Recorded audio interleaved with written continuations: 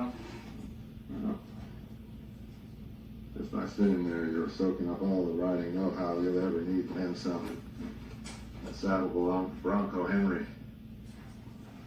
Greatest rider I ever knew.